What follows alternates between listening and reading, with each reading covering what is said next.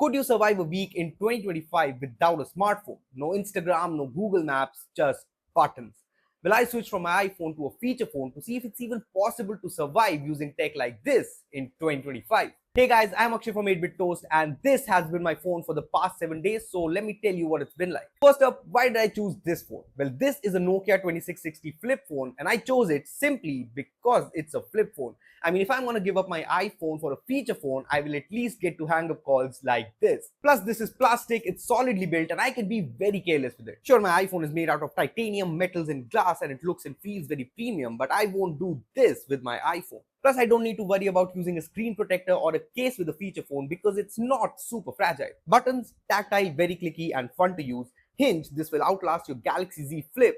Ports, micro USB and a headphone jack, and of course you get a micro SD card slot. It's also super lightweight and it's very compact. Yeah, when I started using this, I realized that phones these days are very big. I mean, this barely takes up any space in my pocket, and I love it. Of course, everything isn't perfect when you throw aside your smartphone for a feature phone. There are no apps or services here, and I had no idea how much I depended on apps until I had no way of using them. There's no Swiggy or Zomato on a feature phone, so ordering food meant actually calling up restaurants, telling them my order on call, and then explaining my address so the delivery could arrive. Plus, navigating a city without Google Maps. I mean, I had to buy physical maps. You know how hard it is to find a physical map these days, and I still had to ask people for help all the time. But you know what? All this meant that I didn't waste as much money ordering food as I normally do. Things are just cheaper when you order directly from the restaurant without paying hundreds of rupees in delivery and taxes. Plus, I spent a lot more time actually exploring cities instead of just relying on Uber and Google Maps. It was like a throwback to a much simpler time, and yeah, after a couple of days, I kind of got used to it. Another thing I got used to is the lack of storage space. I mean, this phone gets 128 megabytes of internal memory, but you only get about 12 megabytes of that to use, and even with the micro SD card, you can only get up to 32 GB of storage. Basically, I had to pick and choose what I wanted to keep on my phone. There are no music streaming apps here, so I could either listen to the radio or choose from one of the songs that I had saved on the micro SD card. Now, because that's a 32 GB card, I had to really think about what songs I want to keep on my phone all the time. See, on my iPhone, I have a lot of playlists. English songs, Hindi songs, old Kishore Kumar songs, songs for long drives. I even have Hans Zimmer soundtracks in a separate playlist. But I can do all that because I can just stream any of those songs with Apple Music anytime I want. On this Nokia 2660, I can't have all that. So yeah, I put in around 40 to 50 songs and that was it. The same problem also comes up with photos. Yeah, this phone has a VGA camera and that's what I took photos with for the last 7 days. But because it has a limited memory, I had to really think about which photos I wanted to take.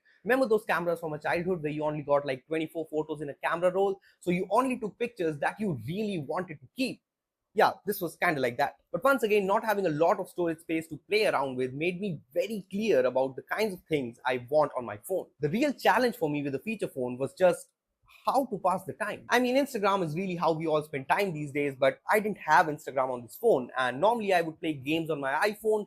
But on this phone, yeah, there are only these games to choose from, and most of these are trials for games you can buy. So yeah, I spent a lot of time just being bored, at least in the first few days. Then I started doing other things with my time, and yeah, it turns out having a boring phone with no apps actually gives you a lot of time to be more productive and healthy. I started going for walks. I reread Harry Potter for, I don't know, the 3000th time or something. I even went and sat in the balcony with a cup of coffee just to watch the plants. Sounds like an old person talking, I know, but really just switching away from a smartphone to a feature phone made me realize that I have no shortage of time in my day.